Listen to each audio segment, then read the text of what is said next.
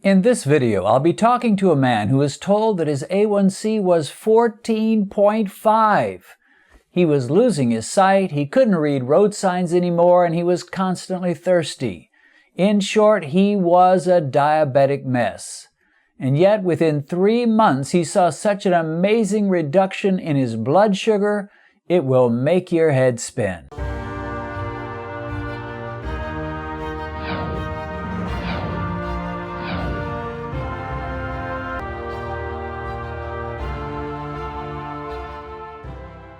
Well, folks, I'm excited to have on the program today a wonderful man by the name of Rob Porter. I got to know Rob through his comments. I've talked to him once over the phone and kind of took some notes down to figure out what his story was. Rob, thank you so much for agreeing to be interviewed. Thank you for having me, Dennis. Oh, it's a blessing. And, you know, Rob is a little different from many who are tackling the issue of diabetes because Rob is a fairly young man. He's only 33 years old. Now, Rob, I wouldn't say that if you're a woman. You never tell a woman's age. But in your case, I think you'll forgive me. Yep. I did this to myself. So the best blessing to this is I realized that in doing this to myself, I could undo it myself. Yeah, that is so exciting, and that is the message that we're trying to preach. No matter, you know, which video I'm making, whether it's a lecture or it's me and my wife testing something or an interview like this, that's the idea. We can undo it by the grace of God and by taking the necessary steps. So, Rob, you're still a young man. You're 33. When you started having some pre-diabetes, you were younger still. I think you told me you were in your 20s when you first got a hint you might have some issues. Tell us about that and how you first discovered you might have some issues. Maybe you were a doctor, I think, maybe told you you were pre-diabetic. How did that happen that you first realized you had some problems? I was about 27, 28 maybe. Had my first child at that time, my daughter Cordelia, and I was scared. For a little while. My doctor told me you're pre-diabetic, so you need to cut carbs, but then he put me on metformin and he put me on a Mediterranean diet. So of course, with that there's all kinds of whole grains, and the first thing I did was I was like, okay, well I'll still eat all the fast food that I want, but I'll stop eating the fries and I'll switch to Diet Pop. And I basically made no changes. It's just minor changes. But everything was fine, and I trusted in my youth and in my pills to save me. Then I stopped seeing the doctor. I was like, oh, I'll be okay. After a while, though, things started getting worse, and the next thing I knew, my optical prescription changed drastically. While I was driving home from work, I noticed that I couldn't read the signs. I'm driving home at 3:30, 4 in the morning, and I couldn't read the signs anymore, and I was I was terrified, I'll just be honest. Driving very slow on the freeway to get home, and I tell my wife, look, I don't know what's going on. Now, I'm also being treated for epilepsy, so I'm thinking that this is purely neurological. So I go see my optometrist, and he comes in after they do a check to see if diabetes has affected my optic nerve, and he tells me, I've got some good news and bad news. The good news is you haven't done any permanent damage to your optic nerve, but the bad news is that based on how drastically your prescription has changed, I can tell you before you even see a doctor that this is a diabetic reaction. Wow. So let me take you back when you couldn't read those signs. Before that happened, it's not like your vision got gradually worse. It was just like almost overnight. You could previously read signs perfectly well, and one night you couldn't hardly read them at all. Is that right? Yeah, it was immediate. I work midnights, and I went from being able to read. I noticed that I was struggling a little bit while I was at work, but in a matter of hours, my optical prescription changed so dramatically that my glasses were useless. And the doctor said he knew that you had a diabetic issue. It's not like he tested you or anything like that, but just from how quickly your vision had degenerated, he knew. And what did you think when he told you that? I was stunned. I knew he had been testing my optic nerves ever since my pre-diabetes diagnosis had come in. So, that was part of the routine procedure with him. But, he told me that the damage wasn't permanent. He could tell that I hadn't done any serious damage to the optic nerve, but based on how drastic that the change was, he's like, this is definitely related to diabetes. You need to see a doctor. And so did you go to see a doctor? And I assume you did. What did you find out? Well, I had already gone to the ER because I was feeling lightheaded and having similar symptoms related to my epilepsy, and they drew blood. Well, when I got to the doctor, he had already had the results of that blood work, and my A1c that they had drawn was 14.5. Wow. That is about as high as I have heard. We had another guy on that I interviewed named Ken Woolard, and he was 14.5. So, I mean, that's just outrageously high. Did you know enough about diabetes to realize how serious that was? Or I suppose the doctor maybe told you. He did tell me how bad that was. My dad was diabetic. I didn't really understand exactly what was going on with the A1c. I knew that that's how they measure diabetes, but 14.5, the one thing I knew is that that was higher than it ever should be. I knew that was off the charts high. Yeah, that's for sure. Now, let's talk for a minute about your symptoms. You talk about feeling very lightheaded. Your vision was going to pot to where everything was blurry. Any other symptoms like frequent urination or tingling in the fingers or toes, or any other symptoms that you had, or was it just those? Well, I had been experiencing frequent urination actually, and that's one thing that actually had me start to wonder if I hadn't gone over the edge of diabetes, because I would wake up in the middle of the night having to urinate, and I was constantly thirsty. Like I would be drinking water, constantly. But I thought that part of my problem was related to kidney stones, because I take a medication for my epilepsy that one of the side effects is kidney stones, and I had been passing kidney stones, so I thought that it was kidney related. I started making some changes in my diet, eating less on my own. And I think I was making some changes just because I knew something was wrong. Okay, but your changes were not really based on a lot of knowledge of what to do. I mean, they were just sort of an instinctive reaction. I got to do something. Obviously, I probably ought to eat a little bit less. What did you weigh at this time? Well, at the very beginning, at my very heaviest, I was 330 pounds. Okay, so significantly obese. Yeah. Now, at the time when I was diagnosed diabetic beyond a shadow of a doubt at the 14.5 A1c, I weighed probably about 290, 300. Now, over the course of my weight loss journey from 330 till now, I'm 235 this morning. That's amazing. Let me ask you this. The doctor tells you you've got 14.5 A1c and explains, this is really serious. You had been told you were pre-diabetic. You made a couple of superficial changes, but not anything too significant. Now your vision's going down the drain, and you've got all these issues, and you're told you're 14.5. Was this a point at which you got serious about trying to find some answers? And tell us the journey that involved. Well, at that point, it was kind of the same reaction that I would have if somebody had broken into my home, or if there was an enemy in the camp. I was a wrestler in high school, and it took me back to when I'd stepped and put my foot on the line and there was an opponent standing across from me, and I went into fight mode. And so I started just, looking for all the information I could find on how to defeat it, because I remembered when my dad was diagnosed, he actually went blind. That's when he went and sought help. And he relied on his shots to take care of him. He did nothing to change his diet. He didn't do anything. He just was like, I'll just take my shots and whatever. And he died at 52 years old of a stroke. So you, as a result of several things, you were becoming highly motivated. Your dad had died of diabetes. And if you didn't mention it just now, but in our first conversation, you told me that eye doctor had told you if you don't change your ways, you're going to go blind, right? Oh, absolutely.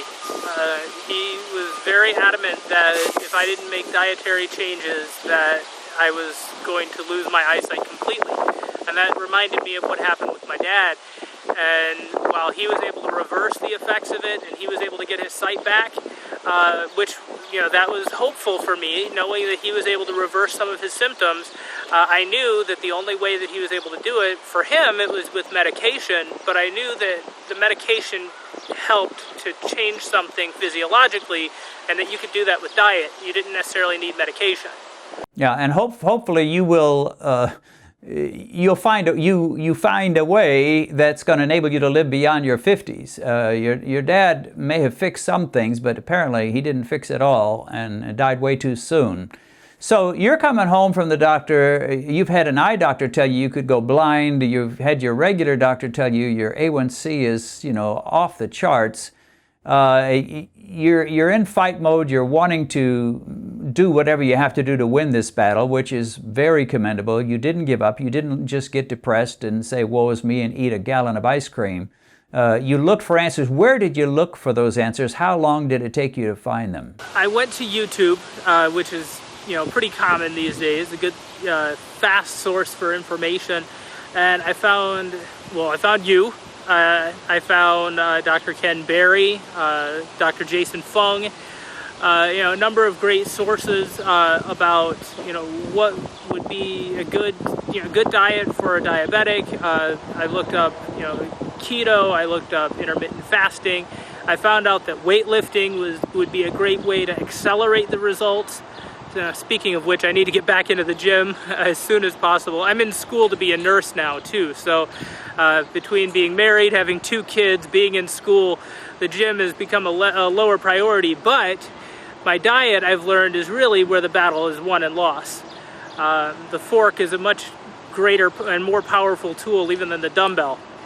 But the dumbbell and the barbell, that's an accelerant. That's a great enzyme for accelerating the process of beating diabetes. And that's how I took my A1c from 14.5 to 5.3 in 3 months. Yeah, that is just so amazing. 14.5 to 5.3 in 3 months. I mean, it would be miraculous. I would tend not to even believe you, except for the fact that I've heard so many tell a very similar story. I know it's possible. I know it can happen, and it does happen all the time. I mean, every month, every week, every day, I hear new stories of that.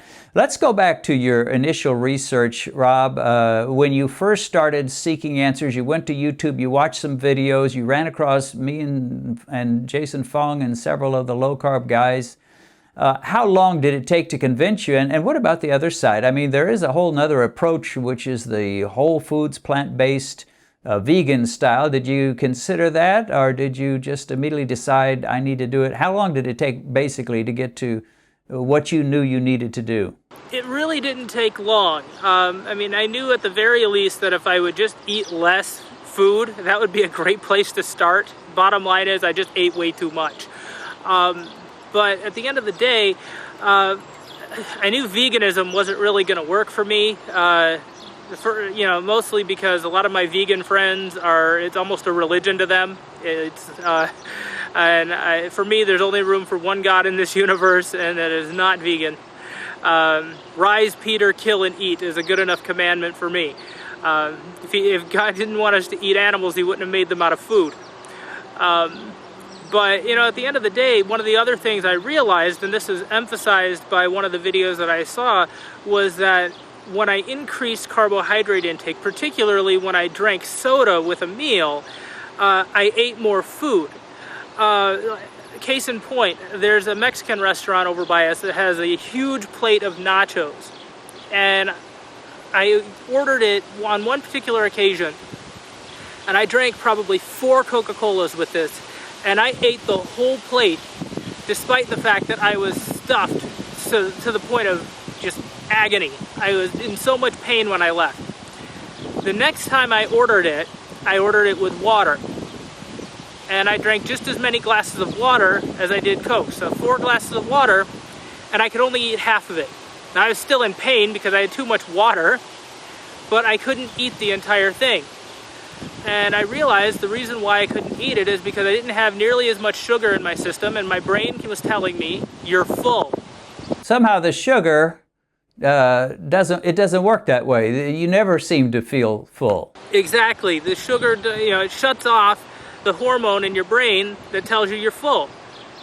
And I also realized, from another video, I think it was one of Dr. Barry's videos, that tells me, it told me, and I learned from it, that fat and protein doesn't do that. You can fill up on fat and protein and stay full. Yeah, absolutely. One of the things people frequently say to me in the comments is, give me specifics or tell me, what kind of a diet I should eat. So let's get a little more specific. Obviously, you learned to cut carbs, but what did that look like in practical effects? Give us some examples of foods you basically walked away from and then foods you began to emphasize in your diet and still are to this day. Well, as far as foods I walked away from for the most part, potatoes, bananas in large part, despite this shirt. I think bananas look wonderful, but they are starchy and sugary and not necessarily good for a diabetic. Beautiful looking fruit though. But yeah, I walked away from those for the most part. I walked away from overcooked carrots, and a lot of, like I walked away from fruit juice. I'll eat a whole fruit because there's fiber in that fruit, like an apple or an orange, but I won't have apple juice or orange juice because you pulverize the fiber out of it and it affects the way that your body absorbs it. What about desserts, candy, pie? Did you eat a lot of that before, and have you stopped now? I used to eat a whole lot of it. Like it seemed like I had to have dessert with either at least once a day, sometimes, multiple times a day. Now, if I want to, I might have one from time to time because my body's recovered a little bit. But it's not something that I'm like, oh, I must have dessert all the time. It's just not something that it's not a staple in my diet anymore. Or if I am going to have something sweet, I look more towards, let me have some berries, or I look to, a better way to make it. I've found that there are great ways to make desserts with coconut flour and coconut milk or almond milk or something like that to try to, cut out some of the carbohydrate, and you can still be satisfied with it. Or, share a dessert. You don't need a whole beastly dessert from a restaurant. Just cutting wherever you can.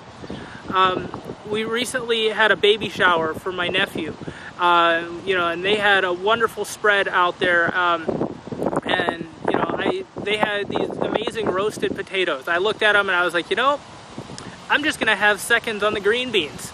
Well, yeah, one of the things that I say is we need to be carb savers and just save carbs wherever we can. And there's just, thousands of choices throughout the weeks that we make all the time that we can either add to our carbs or take away from them.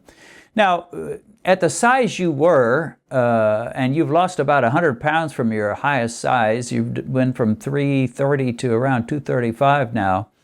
But at the size you were, I would guess that you had some blood pressure issues as well as blood sugar. Is that true? And how has that been affected by your diet and your weight loss? My blood pressure was almost always in the 130 over 100, something like that ballpark.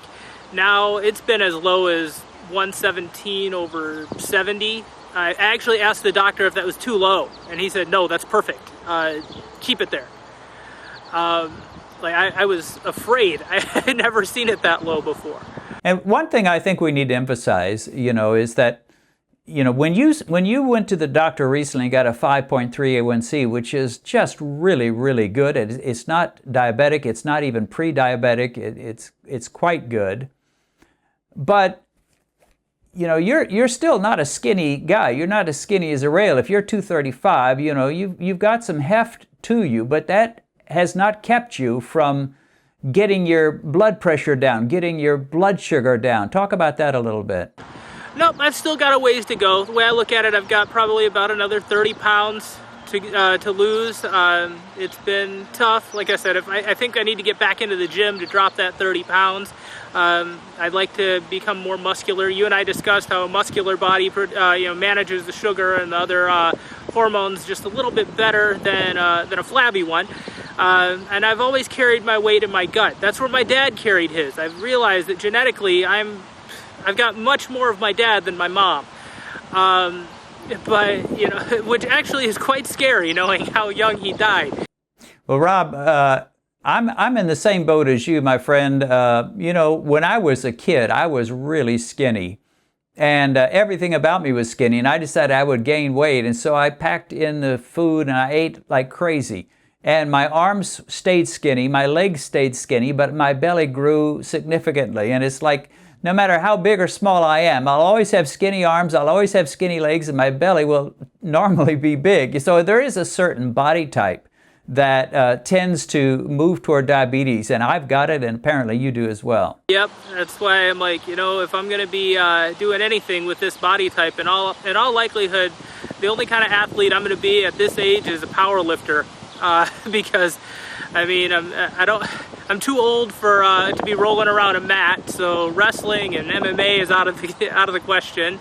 I've never been good at swimming or running, so lifting weights is about all I got. So tell me this: what would be I don't know, do you eat breakfast much? And if so, what would be a typical breakfast? People are wanting specifics, in terms of what can I eat? What do these people that have seen Victor eat? So you're one of our champions. You're one of our inspirations. Give us a couple sample meals of things you might eat for maybe breakfast or dinner.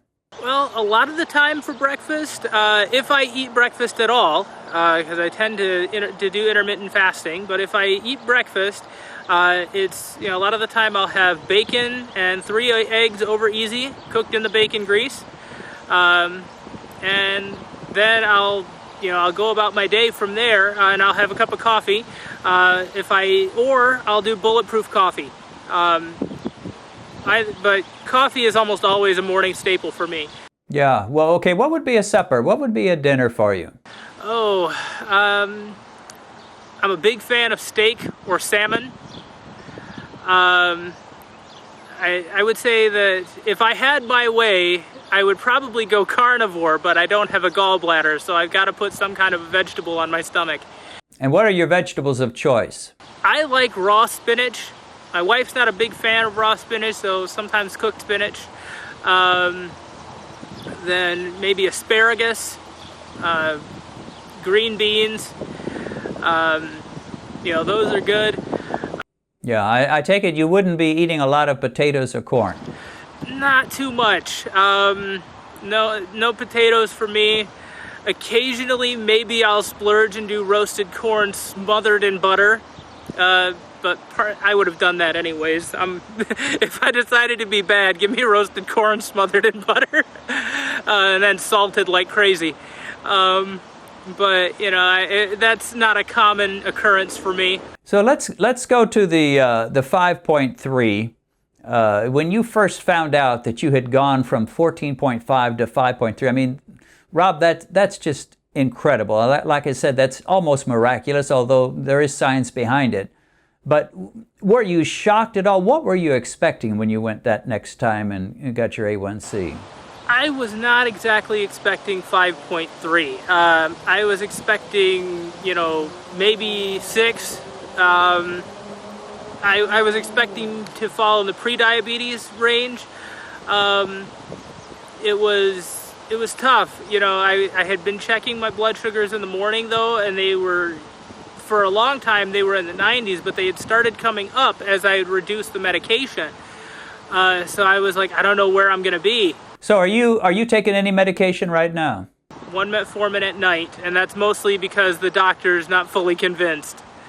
So I'm like, okay, well, Doc, we'll see. Well, Rob, you have done so well, and I want to thank you for sharing your story. I want you to just address, my big heart and my big concern is for newly diagnosed diabetics, especially the ones that are scared to death and don't have a clue. Just talk to them for a couple of minutes and give them some encouragement.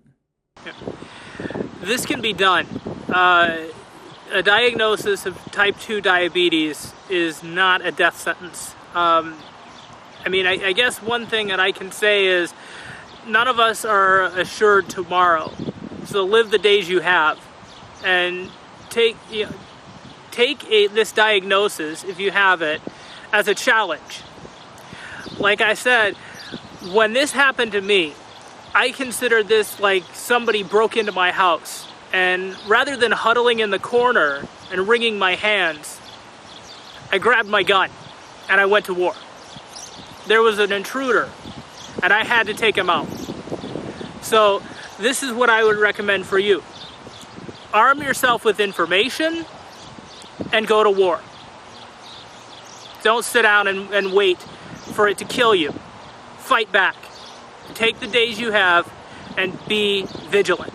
Amen. Well, thank you so much, Rob. You are in, if there is such a thing, you should be in the Diabetic Hall of Fame. To go from 14.5 to 5.3 in 3 months. And, you know, I just get the feeling you are not going to go back to your old lifestyle ever again. And you've got a bright, bright future. Thank you, Rob. Thank you, Dennis. I appreciate it. I don't know where I'd be without the information that you gave me. What can you say but wow, wow, and double wow? Isn't that great? Don't you just love to hear stories like that? And I love what Robert said at the end. This can be done. Carbohydrate restriction is so powerful and works so well and typically brings about results so fast, you have to wonder why would anyone with sky-high blood sugar not put it to work in their lives? One thing I need to say, some people think the only way they can get their blood sugar to normal levels is to lose so much weight they become as skinny as a rail.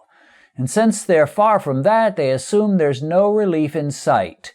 But that's not true. When you go low carb or keto, pounds will probably drop off, yes, but even before you lose all that much weight, just the practice of slashing the carbs is going to go a long way to dropping your A1c and fasting glucose levels almost immediately in many cases. So be encouraged. Don't throw up your hands in despair. You can do it. Rob did it. Thousands of others have done it, and so can you. That's it for now. If you appreciated the video, give it a thumbs up so YouTube will recognize its value and promote it to others. And that will enable lots of diabetics to hear some really good news. And consider subscribing to this channel, then click the bell icon so you'll be notified every time we post a new video.